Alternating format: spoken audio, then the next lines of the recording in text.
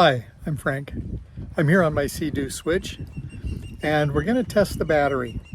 It seems that in the forums and Facebook that the battery accounts for the vast majority of problems people are having with their Switch.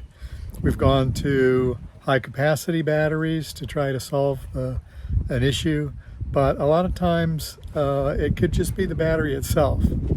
Now, I received this Kingbolen battery tester to test out and do a review on. Now, I tried using it on my car and I only have jump points, and most battery testers, including this one, don't work well at jump points. They need to be connected directly to the battery. So we're going to test this on the Switch and see how well it does. Like a lot of us, I keep my battery on a battery tender, and both of the batteries have been on a tender and are now fully charged. So I'm going to start with fully charged batteries, so that'll be good. I'm going to unplug the battery tender so that now the batteries are not connected to anything. I have a dual battery system. Here's my original battery, and the high capacity battery is in the storage compartment and it's connected with a switch. And right now everything is off. So we're going to connect this battery tester to the small battery and see what happens. It comes in a nice case, which I like.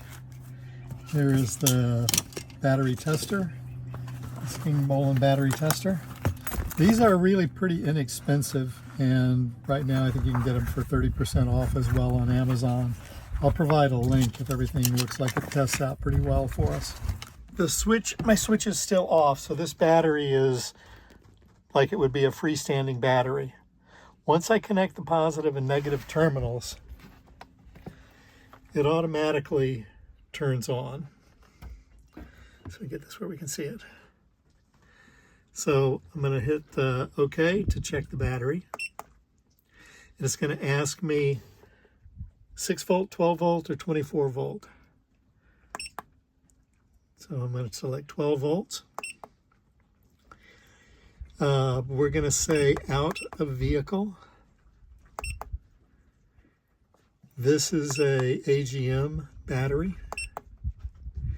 It's going to ask for cold cranking amps. And this battery has a amp hour rating rather than a cold cranking amp on it. But the cold cranking amp is the amp hour rating times 7.2. So I'm going to select this. So the standard battery has 18 amp hour, which times 7.2 is about 130. So I'm going to have 130 cold cranking amps. Click OK. And now it's going to run through the test. And it tells me that I have 100% charge. The battery is good.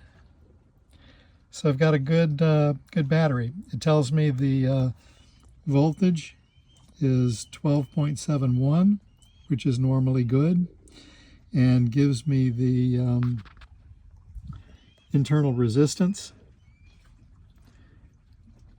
and standard 130. So basically this is telling me that that this battery is indeed good. Now we can also do, I'm going to have 12 volts here. We're just going to do a quick test. Now for the quick test, please return that the engine is off, which it is. Okay. Enter the amp hour value, so we don't have to make that multiplication. This is an 18 amp hour battery. I'm putting 20 because if I go below it's like 15, so I got 15 or 20. Okay. And again, it tells me that my battery capacity, battery life is 100%, good battery. It tells me that my the voltage, again, is still 12.71. And so I have a good battery. It's an easy way to tell what your charge is. Now we're going to go to the high capacity battery. I've swapped the terminal, so now it's connected to the high capacity battery. So let's go ahead and do that one. 12 volts. I'm also going to do a quick test here, and it's going to ask me the capacity for that. And this one is a 92 amp hour battery, so I'm just going to put 90. And it doesn't like this battery. Now, I don't have my terminals connected directly to the battery. It's going through a cable. This tells me I have 12.7 volts, but you have to connect this directly to the battery. You can't connect it to jumper cables, because that ends up adding additional resistance and will not read correctly. I tried this on a car and got the same thing. When I used the jump points, it did not give me an accurate reading. Now I have the battery connected directly to the terminals, and it's telling me that I have a good battery. So when you're testing the battery, you need to be directly on the battery terminals. You can't use a remote jump points, because the remote jump points will only add additional resistance. And in determining if the battery is good or not, it tests the internal resistance of the battery.